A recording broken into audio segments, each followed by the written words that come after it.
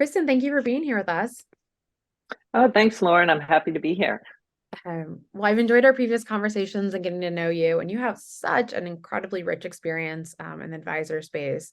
And also fun is, we chatted before, you've lived overseas, lived in different places in the United States, and you just have such a breadth and a wide and vast experience in this industry. So today, before we get started, I'm excited for our focus area, which is really going to be around that kind of solo advisor, smaller teams, and really hearing from your expertise around it, but really as a business and marketing consultant. But why not, I'm going to, pass it over to you. Why don't you share a little bit more about your background, how you got to, here to where you are today? So.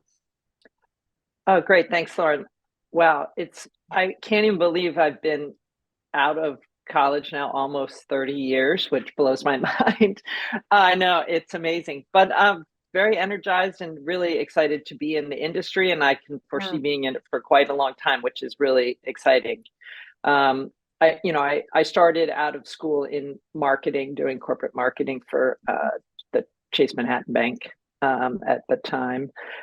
I guess it was, yeah, Chase Bank at the time. And then I worked in advertising for gray advertising, doing direct marketing. So kind of doing the dirty, like um, Yes. direct mail for credit cards and brokerage services and things like that. And it was very like gritty and awesome, and I loved it. And we learned all of the precursor to what's now used all the time on the internet, right? So all the Yes, direct absolutely. marketing strategy of like Mhm. calls to action, and how do you follow up, and how do you track, and all of those things. So that Yes. was early on. I was in New York City, and then I moved out to California just to get a different perspective on life, and slow things down a little bit after a few years in Manhattan.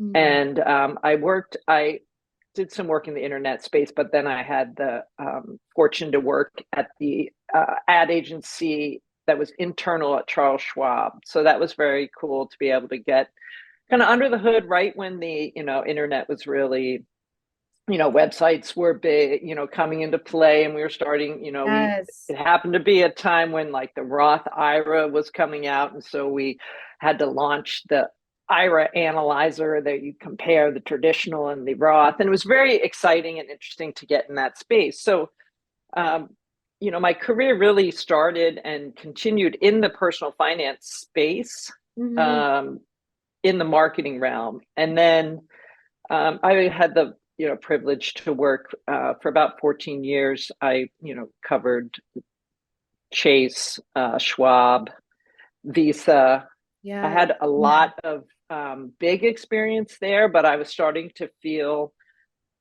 like I wasn't impacting any humans directly, right? Mm. Because when you're caught up in those Once big removed. corporates, Yes. Yeah. yeah, you're not impacting. So I wanted to become a life coach. Mhm. And I went and worked in marketing at the Coaches Training Institute in Marin out here in California.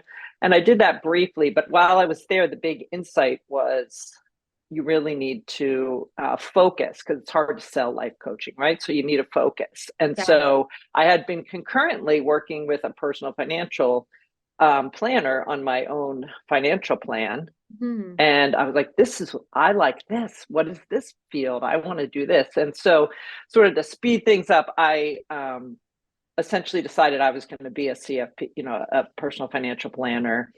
I went to Berkeley to get the coursework. I pretty much quit my corporate job, hung up a shingle, started an RIA, had no idea what I was doing, Holy and smoke. launched that. Yeah. So I ran that for 8 years. And I focus very specifically on a niche for new and expectant parents and families with young children, because I did carry over my marketing background from that to say, all right, well, who's my niche? Who am I going Right. to serve? How will I serve them? What will that look like? So, Yes. very marketing driven plan, right, on that way. Um, and as I was developing that RAA, I had advisors calling me and asking me, how did you pick your niche? What are you doing? How are you growing so fast? What's working? How are you doing? Yeah, And they're never. so, yeah, so I started having these conversations with advisors, and that's where I started getting really, really energized. I Yeah. loved working with my clients on the personal financial planning side, but truth be told, I'm probably much better as the coach and the the person, my favorite people to work with there was trying to get people who wanted to be entrepreneurs to be able to free Right. themselves up to be able to be entrepreneurs. So as advisors were calling me and talking to me about their journeys as entrepreneurs, I got very energized and started transferring my marketing expertise to these conversations with advisors. And it kind of burgeoned from there. And fast forward now, many years later, over a decade now, that Yeah. I am now teaching, advising, coaching advisors, both from primarily the marketing standpoint, but it's even broadened out into, kind of that business coaching of Right. what do you want to create? Where are you going? How are you as a leader? Yep. What does that mean? How can you continue to grow and create what you want? So Oh, that's amazing. kind of the somewhat fast version. Yes, but I mean, I think what's really powerful about it is that you're at a place today where you're really like your boots on ground. You're impacting people's life. You're seeing that transition with what's going on. I mean, having so many of these conversations, I'm sure you're able to provide, best practices for all different firms. So that must be very Yeah, I rewarding. think, Lauren, the fun piece, and I'm sure you've seen this in all the work you're doing, is just seeing, I have, hundreds of examples of how do advisors work. What do they look like from like a single person starting out all the way to, $1 billion firm? Yeah, What are the players? What are the issues? So when right. you see that whole gamut of like, wow, that, there's so much, and yet there's so much that's the same. And so we can pull together those best practices from Mhm. just seeing case after case after case after That's case, right. which is That's right. which I think is fun because Hmm. you start to see like, well, you can draw, when you, and I think that's one of the exciting parts of kind of being 30 years in a career is you can draw on the collective experience Right. and say, okay, you're kind of fusing it all together and bringing that out, which is what I think is one of the most fun parts of being at this stage of my career. Help to be a guiding light for Yeah, folks where it can feel sort of where do you turn, right? right. So let's talk a little bit more about that. I'd love to hear more about Yeah. like at the roots of it, right? If going back to that kind of solo firm or the smaller firm, Mhm. what kind of conversations are you having with these advisors? I'm sure, they're breaking away potentially, or they're getting their own firm up and running. And what kind Right. of challenges are they having? I mean, 'cause it's a lot, right? Like you're trying to service people, take really good care of your clients. You're doing business development. You've got the whole operations wing. I mean, there's a heck of a lot going on. Marketing, we know marketing can be very shiny object, right? So Right. tell us more about what kind of things are there themes in these conversations? How are people finding you? Like I'll throw it over to the fence. Let's hear from you and Okay. what Okay. you're hearing from I folks. think the biggest consistency that I see across every advisor who reaches out to me Yeah, is what do I prioritize? right. Like they have so much coming at them, and it's just really, even if we hone in on the marketing alone, to Mhm. say what Yeah. do I prioritize. Yes. I hear I'm supposed to be doing X, Y, and Z, and I'm not doing any of it because I don't know where to start. So I like to have them.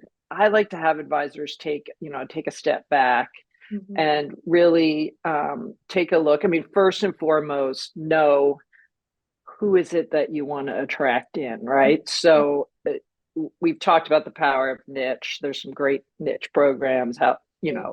Kristen Luke's program on niche is fantastic. But identifying who your target audience is, Right. that can relieve a ton of stress right off the bat because you know who you're Absolutely. going to be speaking to.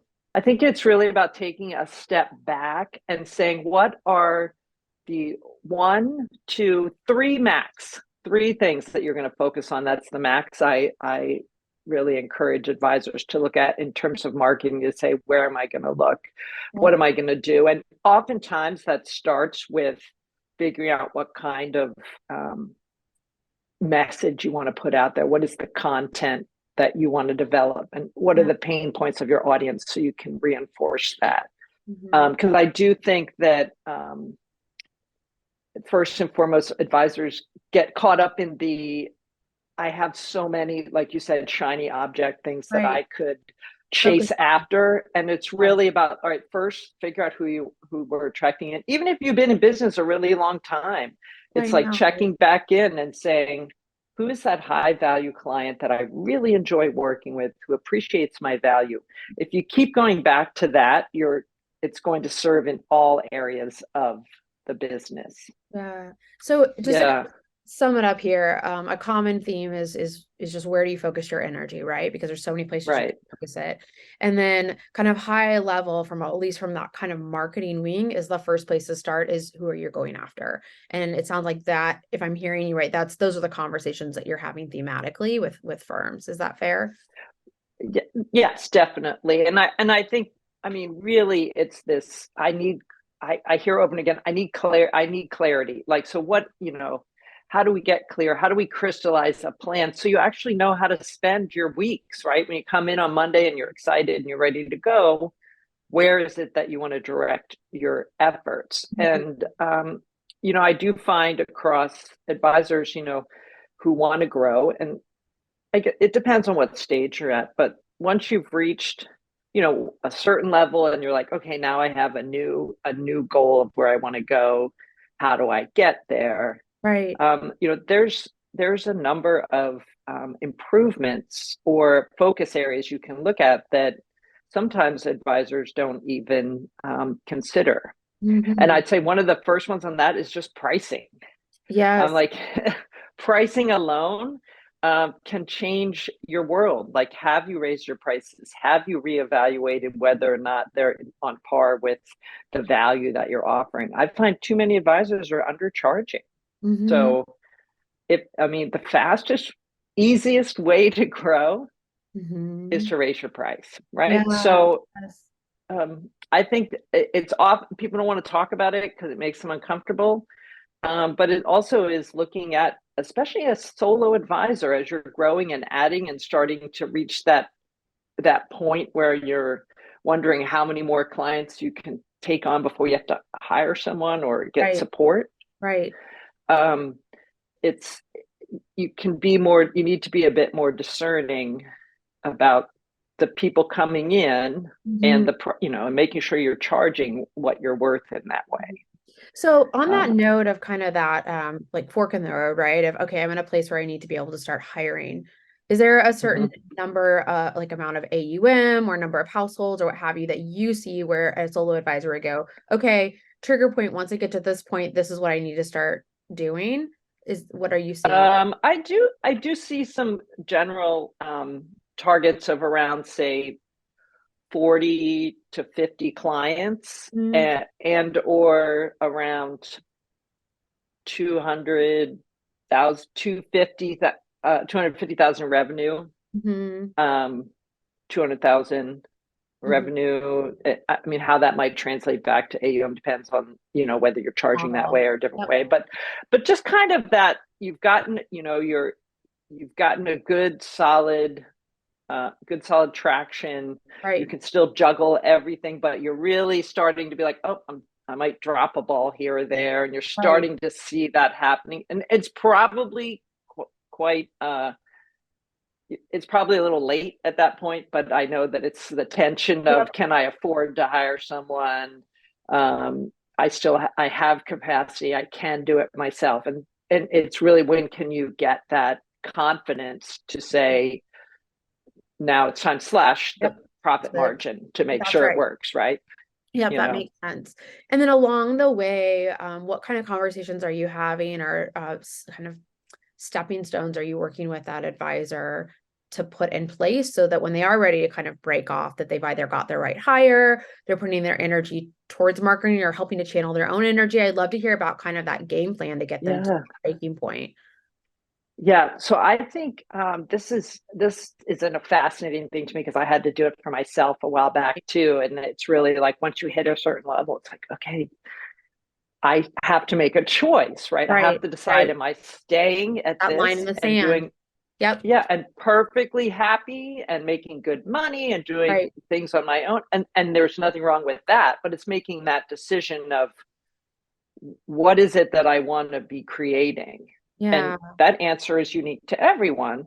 If you're wanting to grow the firm and dare we say scale versus grow. And Michael Kitces does a great presentation on scaling and growing and the difference, and it's pretty fascinating. But the making that decision. So what is that picture of where you want to be in the next, say, 3 years, like getting really clear on that, just so you have that as your guiding light. But then getting back down to brass tacks around how do we do this? Who do we hire? What are we looking at? This, I think, requires 2 things. One, you as the advisor looking and saying, what kind of work do I love doing? Right? Do I love doing the planning? Do I like getting out and networking? Do I like talking with clients, meeting with clients? What are the things? Yeah. Yeah, that's what it is. Like, we want to create energy. I mean, if you're going to do this as your life's you might as work, well like it. It's like what you were talking about earlier. You were like, okay, I figured out what I want to be doing, right? It seems like, parallel in that, right? But keep going. Yes. Yeah. So being able to So you want, what are the activities that give you energy, right? Yes. And so we want to have those very clear. And I mean, I know when I did this exercise for myself a while back, you just write it, literally write it down. And I know people think it's kind of corny, but it's true. Write down, what do you love doing? Yeah. Right. And it doesn't mean that's the only thing you're going to get to do. Yes. Yeah. Like really oh, I could do this all day long. And you're going to have to do other things too. But those are the ones you're really aiming towards.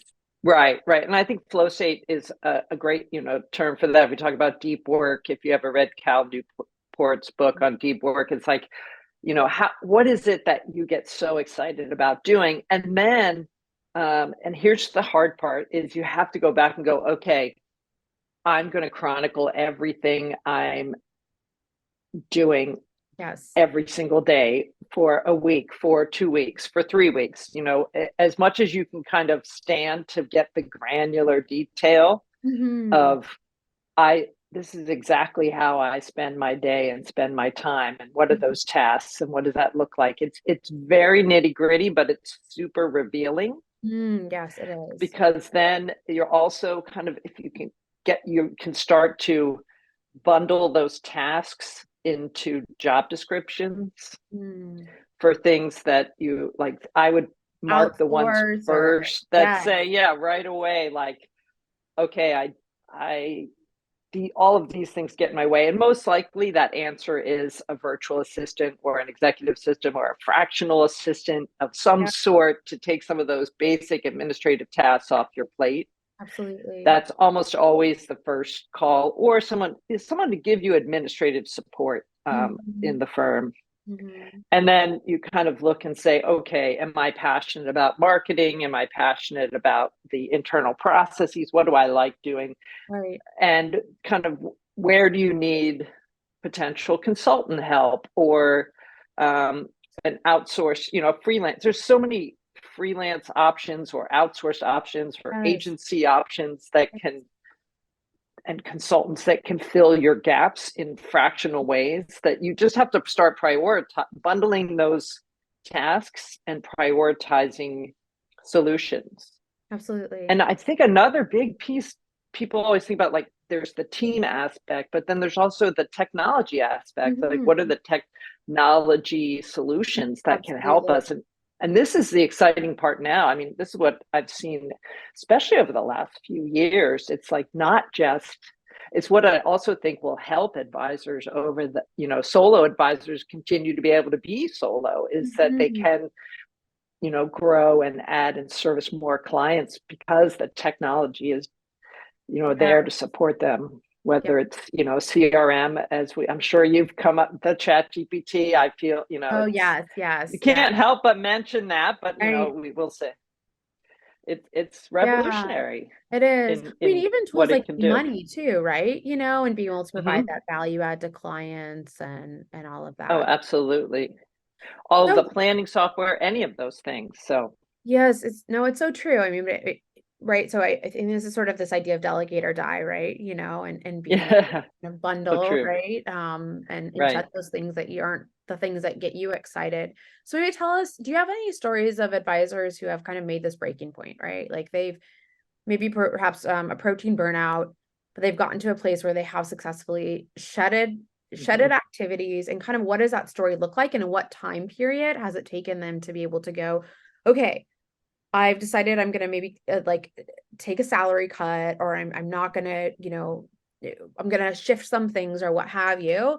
And then where do they start going up again? In Yeah. the start? Yeah, No, those are, yeah, those are where does good. it peak? Where does it start to peak again? Yeah, that's a good question. I mean, I think you have to start with the small decisions, but some of the thing I think some of the easier ones are making the technology choices to help you out. Like one of the smallest shifts I've seen advisors do that have had the biggest impact is to um, change your Calendly form to Mm-hmm. be very clear on who is a good prospect, Oh, so you're not right? wasting And your, so to, you yeah, want so to you're not wasting your time. qualify, pre-qualify, I should say. Yeah, Pre-qualify, right? And so put screener questions in. It seems so, if basic. you're already doing that, it seems basic, but you would be surprised, as I'm sure you've seen, how many people don't do that. Yep. And so just there, like knowing that when you're getting on a call, there's an expectation set Yep. of like you fit or you don't fit, or at least you've done your best to inform them. Yeah. I've seen that make some of the biggest difference, whether it's a solo advisor all the way up to a multi-advisor firm where Yes. their lead advisors are on the calls and they had been wasting, tons of money and time on a on the phone with people who don't qualify, and all Yeah. the way down you come back to a solo person. Such an example of an easy shift Mm-hmm. that can make a world of difference in freeing up time, and then also helping you elevate your price point or elevate um, your energy and match it to the type of people that you want to Yeah. work with. That's Um, but I do think in terms of adding, like when you talk about adding, let's say you're adding a part-time VA, you're probably going to pay if you use a service um, here, you can go out and find people overseas and whatnot. But if you're going to use one of the services in the US, whether it's like Belay or Time, etc., or Nifty or one of them, I think you're going to be paying, anywhere from probably 30 to $45 an hour potentially. That's what I've seen, yeah. and getting someone helping you, and maybe it's only 7 hours a week or 10 hours a week or But it's something. freeing up that 7 or 10 hours a week for you, which is could be significant. So Yes, it's yeah. definitely a big deal. But I do think when you bring, you have to realize that you are, as you said, you're going to drop back down Yeah. before you can get back up. But the goal is to free you up to be able to do either more work with clients who can, refer business to you, or to give you the freedom or opportunity to engage in more marketing or more Yeah. sales conversations and business development, things like that. So, Yes. um, yeah, and again, I don't know. Michael Kitts has some really good data behind the breaking points of the adding and scaling that he's just All of that released kind of, recently, and and yeah. just how you have to have the patience to work yourself back up, Right. um, to get to leverage, the freedom that person or technology has given you to Yep. move. So Yes. there is it's a fascinating study, and it's really, I encourage people to, take it slow and take that first leap. Mm-hmm. Well, take the first leap kind of as quickly as you can afford it, because you'll start to see the benefit, and then, Yeah. slowly add on from there and start to see what are you freeing up. As soon as you start to be able to hand off tasks that you no longer want, you get more energy, and it's kind of a Yeah. cycle that goes from Yeah. there. So Yeah. Well, I think on that caveat too of being able to, right, putting out cash, identifying the vendor to work with, or if you're hiring a role, there's also the time yeah, input too, right? Of being able to right. train that individual, even if there's a VA service, you're going to have a unique way to Mm-hmm. do that. So, there's that time investment. So it always takes it's a cycle, right? There's no silver bullet, but part of it is you got Right. to kind of make that investment cash and time wise to get that. Right. So, Right. Absolutely. um, we're wrapping up here quickly, but I'd love to hear if there's any other kind of trends you think would be, valuable to share, or any other kind of insights that you've got in working with this demographic and helping them to scale, grow, whatever specific term you like to use for the business trajectory. But yeah, I'd love to hear any other thoughts. Right. Well, I think that one other thing that we haven't touched on that I do think is important for advisors to take a look at is, um, especially solo advisors who are, finding themselves kind of extremely busy chasing people around, is to remember to look not just at bringing new people into their funnel, Mm, top of the funnel activities, trying to get out, meet new people, bring people in, but to also remember to follow up with the prospects you've talked to. I know everyone, when people meet with a prospective client and then you don't hear back from them, it's yes. you often just drop, be like, well, I sent an email, I left a voicemail, I didn't hear Yeah. back from them. And I think one of the biggest areas where solo advisors can kind of make up a lot of revenue growth without a lot of incremental effort is to Love that. systematically Yes. follow up a minimum of 3 times in the 2 weeks after your meeting, and realize that meeting with you is one of 100 things on that person's to-do list. Yes. So you need to stay in front of them, because speaking of areas where I see major shift, is when an advisor goes, oh, you know what, I called and I called and I didn't hear from them, and then I called a couple weeks later, and wouldn't you know it, like, they had to deal with something at their kid's school or a Right. family member, and so Something they happened. lost track. And you have to stay on top of it until someone says, no, I'm Yes. sorry, I've taken another path, or I'm no longer interested. And you have your defined 3, 4, 5 touches, and then you let them be on your list and then mark later to follow up with them. But I find that fortune really can be in the follow-up, and it's Yep. often overlooked. Oh, so So so well said too. I know oftentimes when we will tell folks when we see, potential clients that will prospects that will come in, we'll say, follow up within the hour if possible. Respond within the yeah, hour, respond at minimum within the 2 hours that it comes in. People are in the mode, right? Like they're doing the reach out, right. they're taking the time. So you want to capture them while they've got that time to be able to reach out.